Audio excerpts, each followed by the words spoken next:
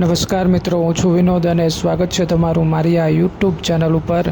તો મિત્રો, અહીંયા તમે જે જોઈ રહ્યા છો એ રાજકોટનું પ્રદ્યુમન પાર્ક છે। તો મિત્રો, મારી આ ચેનલ ઉપર મેં આ પ્રદ્યુમન પાર્કનો ફૂલ વિડીયો મૂકેલો છે, તો એ પણ તમે જોઈ શકો છો। અને એવું લાગે તો હું તમને ડિસ્ક્રિપ્શનની અંદર આ વિડીયોની લિંક પણ આપી દઈશ, તો ત્યાંથી તમે આ પ્રદ્યુમન પાર્કનો વિડીયો એ પૂરો જોઈ શકો છો। ખૂબ જ સરસ મજાનો છે આ પ્રદ્યુમન પાર્ક। અને મિત્રો, આપણે અહીંથી જવાનું છે ભીચરી માતાજીના મંદિરે। તો મિત્રો, જો આ રાજકોટની અંદર આ સિંહ માટેનું ઓપન મેટ પાંજરું છે, એટલે કે અહીંયા કોઈ પાંજરું નાનું નથી જોવા મળતું, પરંતુ ખુલ્લામાં સિંહ એ હરીફરી શકે છે એ રીતના તમને આ પ્રદ્યુમન પાર્કની અંદર જોવા મળશે।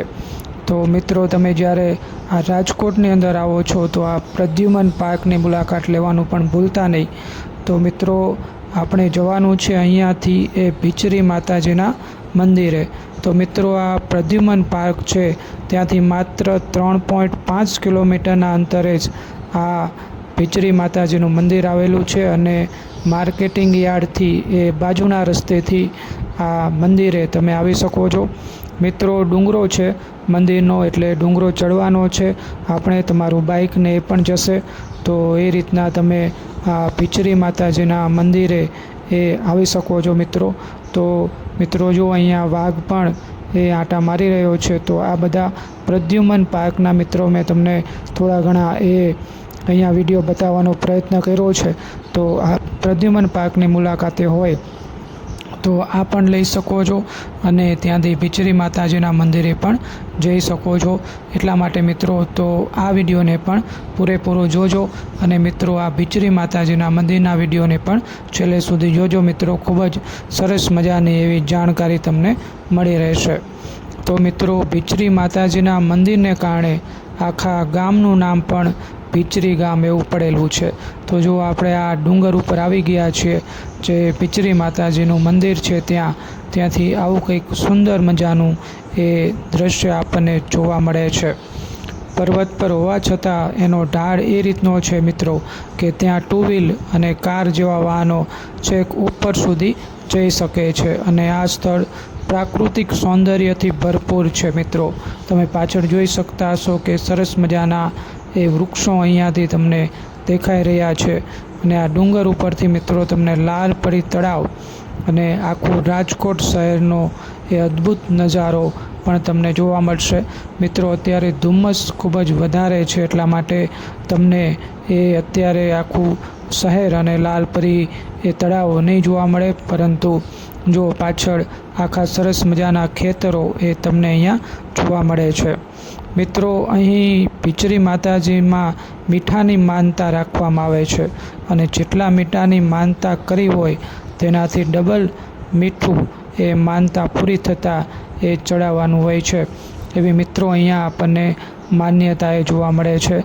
તો મિત્રો, માતાજીના દર્શન સાથે સાથે તમે પ્રાકૃતિક આનંદ જો લેવા માંગતા હોય તો ચોક્કસથી આ સ્થળે આવી શકો છો। જો અહીંયા પણ લખેલું છે જય ભીચરી માતાજી।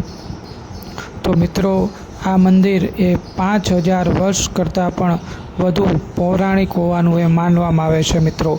અને ખાસ રવિવારે એ ભીચરી માતાજીના મંદિરે એ ભક્તોની એ મોટી સંખ્યામાં ભીડ આપણને જોવા મળે છે।